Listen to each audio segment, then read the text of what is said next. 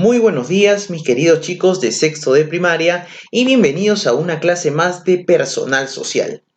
El día de hoy trabajaremos el tema de los gobiernos revolucionarios de las Fuerzas Armadas, un tema muy importante de la historia del Perú. Estos gobiernos están compuestos principalmente por dos presidentes: el general Juan Velasco Alvarado, que gobernó el Perú desde 1968 hasta el año 1975, y el presidente Francisco Morales Bermúdez, que inició su mandato en el 75 y concluyó en 1980. Veamos ahora cómo es que se desarrollaron estos gobiernos a continuación. La historia de su gobierno inicia cuando Fernando Belaúnde Terry estaba aún en el poder a fines de los años 60. Belaúnde había decidido resolver el problema de la Brea y Pariñas, el cual era un complejo petrolífero ubicado en Piura, y estaba en manos de la IPC, la International Petroleum Company. Esta empresa le debía una cantidad millonaria al Estado peruano, pero ellos se negaban a pagar, señalando que era una empresa privada y no había ninguna concesión por parte del Estado peruano. Todo en realidad era un caos, una situación interminable. Belaúnde dijo que lo resolvería en tan solo 90 días, y al parecer así fue. De esta manera, Belaúnde y la IPC firmaron la famosa Acta de Talara. Pero alguien denunció una presunta desaparición de la página 11 de dicho contrato, en donde se había arreglado el precio específico del petróleo. Esto obviamente fue tomado como un acto de corrupción. Es ahí donde Velasco toma el poder por medio de un golpe de Estado en el año 1968 y se autoproclamó presidente del gobierno revolucionario de las Fuerzas Armadas. Ese nombre es el que tenía su gobierno. Dentro de las primeras medidas que tomó el presidente Velasco al llegar al poder, tendríamos que mencionar que declaró nulos todos los contratos celebrados por el presidente Fernando Belaúnde Terry, así como el Acta de Talara. Para el 9 de octubre de 1968 se expropió la International Petroleum Company, la refinería de Talara y todos sus anexos. ¿Qué quiero decir con esto? Que prácticamente el presidente Velasco, con ayuda del ejército, echó a esta empresa extranjera de nuestro país, y toda esta industria petrolera en Abre y Pariñas pasó a ser parte del Estado peruano. Es por eso que el 9 de octubre de 1968 pasó a llamarse el Día de la Dignidad Nacional, porque con esto quería Velasco representar que ninguna empresa extranjera se aprovecharía y lucraría con nuestros recursos. Dentro de lo malo que podemos señalar del régimen de Juan Velasco Alvarado es que, en resumidas cuentas, fue una dictadura con todas sus letras, y esto no se puede negar. Velasco ingresó al poder mediante un golpe de Estado, y eso es dictadura aquí, en la China o en cualquier otra parte. No solo sacó al presidente Belaúnde en pijamas, sino que también cerró el Congreso, cerró las radios, los canales de televisión, los locales de los partidos políticos como el de Acción Popular y el APRA. No había libertades de expresión. Aplicó también la ley Mordaza, por ejemplo. Cerró los diarios como El Comercio, El Ojo, El Expreso, El Correo, entre otros. También había una censura hacia el arte y la música que venía del extranjero. Y aquí te voy a soltar un dato muy interesante. ¿Sabías que durante la dictadura militar fueron prohibidos ciertos cómics extranjeros, como el de Mickey Mouse, por ser considerado manifestaciones del imperialismo norteamericano? También para el 8 de diciembre de 1972 arribó hacia el Perú el guitarrista mexicano Santana, muy conocido en aquel entonces. Lamentablemente, su concierto pactado para nuestra ciudad no se pudo realizar, ya que Juan Velasco Alvarado lo invitó a retirarse. Recordemos que el presidente censuraba todo lo que tenía que ver con música y el arte extranjero, para poder así valorar nuestra identidad. Interesante mencionar que Velasco recuperó la popularidad de Túpac Amaru II. Este personaje fue el símbolo del gobierno velasquista. Todo esto se transmitió a través de la propaganda política y un arte conocido de la época como el pop achorado. En ese se representaba a peruanos cobrizos muy animados y contentos por la revolución. Velasco eliminaría la creencia del poblador andino triste y desolado. Incluso en los años 70, el cantante Luis Abanto Morales popularizó la canción Yo lo soy y no me compadezcas. Y aunque el cantante no tenía mucho que ver con el gobierno de aquel entonces, sirvió de inspiración para muchos pobladores andinos. Dentro del paquete de reformas propuestas en el gobierno de Velasco, una de las más importantes fue la famosa reforma agraria, y es, sin duda, por la que más se recuerda al gobierno de las Fuerzas Armadas. El gobierno velasquista abordó el problema de la tierra y llevó a cabo una de las reformas con mayores repercusiones sociales y económicas en el Perú. El 24 de junio de 1969, tomando como principio que la tierra es de quien la trabaja, el gobierno inició el proceso de expropiación de las grandes haciendas o latifundios de la costa y la sierra, sin ninguna excepción. ¿Qué quiere decir esto, profesor? Fácil, chicos, que a todos los propietarios de las tierras, como eran los gamonales o los hacendados, se les iba a quitar sus territorios para repartirlos entre los campesinos, o sea, entre los que trabajan la tierra. Se estableció que los propietarios serían indemnizados mediante una pequeña suma en efectivo y el resto en bonos, los cuales debían ser invertidos en el sector industrial. De igual manera, se determinó que las tierras debían pasar a la propiedad de sus trabajadores, pero bajo formas establecidas por el gobierno.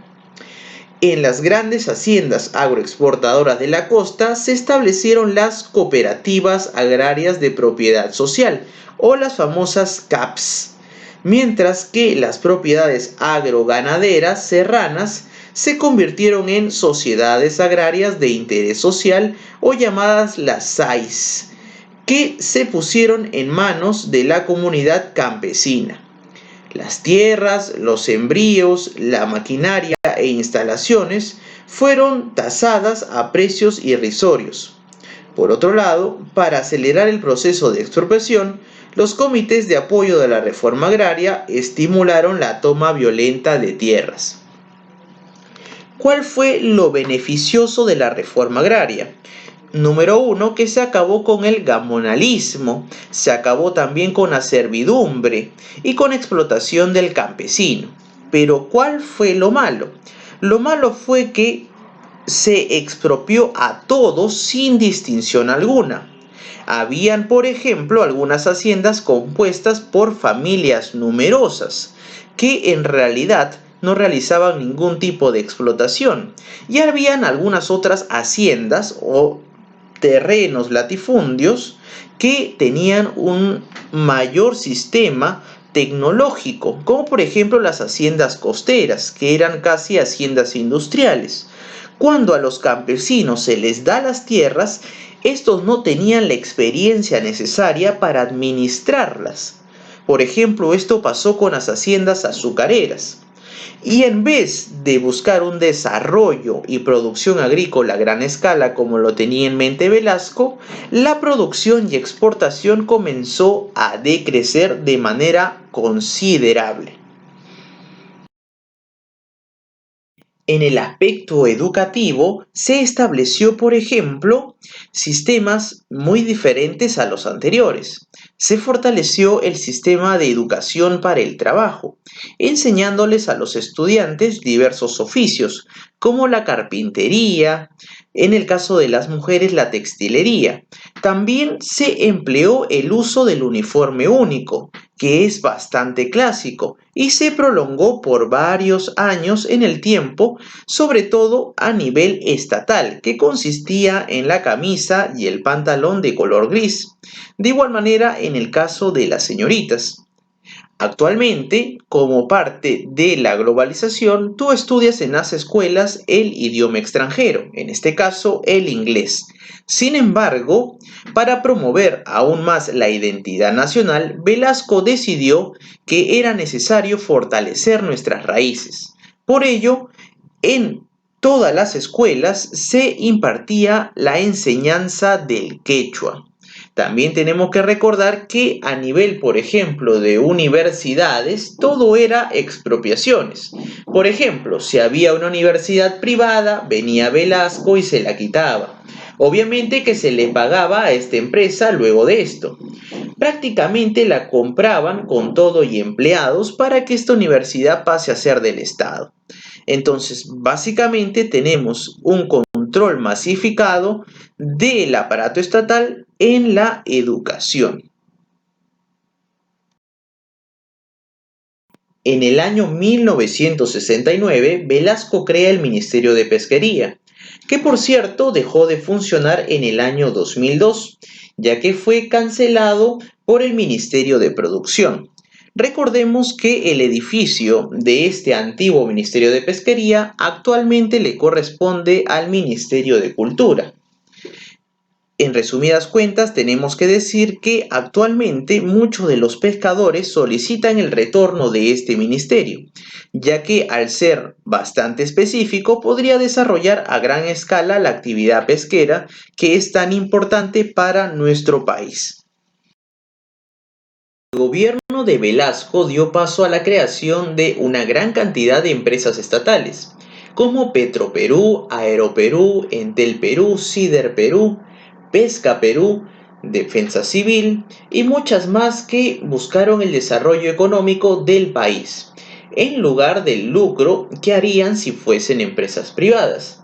El objetivo principal de Juan Velasco Alvarado, con la creación de las empresas que te acabo de mencionar, era que el Perú se haga un país económicamente independiente y ya no necesite de capitales estadounidenses, ingleses o de cualquier otra gran potencia a nivel mundial. Es necesario mencionar que aunque estábamos en aquellos años en plena Guerra Fría, Velasco no se alineó con Estados Unidos, pero tampoco lo hizo con Unión Soviética.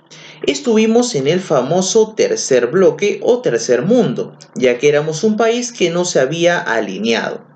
Podríamos decir que el régimen de Velasco era antiaprista, pero también era anticomunista. Es por eso que Velasco entendía muy bien que si no se hacían las reformas que tanto pedía la gente, como la reforma agraria, la población realizaría una revolución muy violenta, al estilo de la Revolución cubana, y la política peruana quizá hubiese tomado un camino muy equivocado. Y aunque en realidad las reformas inicialmente fueron muy positivas, eran necesarias para ese contexto. Lamentablemente, las repercusiones o cómo se llevaron a cabo estas reformas no fueron las más adecuadas. También tenemos que recordar algo muy importante, y es que inicialmente en el video yo te había mencionado que uno de los motivos por los cuales Velasco Alvarado dio golpe de estado al presidente Belaúnde fue por la famosa página 11 del Pacto de Talara con la IPC. Sin embargo, según investigaciones del antropólogo Jaime de Altaos, resultaría que la página 11 habría sido un mito armado de las Fuerzas Armadas, que lo que buscaban en realidad era impedir la llegada de Víctor Raúl Haya de la Torre, este líder aprista, al gobierno peruano.